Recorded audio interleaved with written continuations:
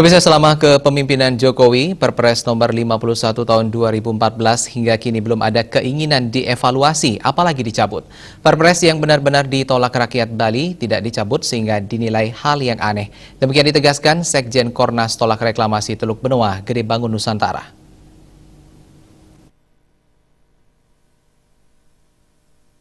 Lebih lanjut, Gede Bangun Nusantara mengatakan masyarakat Bali menolak reklamasi Teluk Benoa hingga sekarang. Ia berharap masyarakat kecil jangan diadu domba oleh pihak tertentu untuk melancarkan rencana reklamasi Teluk Benoa. Pasalnya lama-kelamaan akan dapat menimbulkan konflik horizontal yang membahayakan Bali sendiri. Gede Bangun Nusantara menjelaskan pada awalnya DPD PDI Perjuangan Bali mengatakan jelas menolak reklamasi.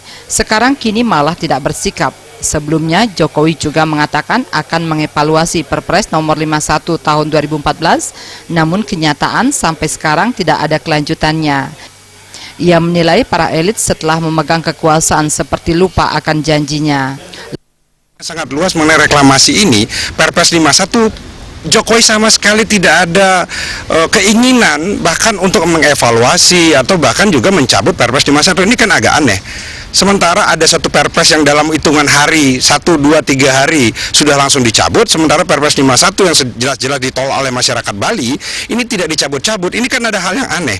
Ada apa sebenarnya di sini? Lebih lanjut, Gede Bangun Nusantara menegaskan agar Megawati Soekarno Putri selaku pimpinan PDI Perjuangan dan para pemimpin Bali yang ada di Jakarta untuk mendorong pencabutan Perpres nomor 51 tahun 2014 karena ditolak oleh masyarakat Bali. Tim Liputan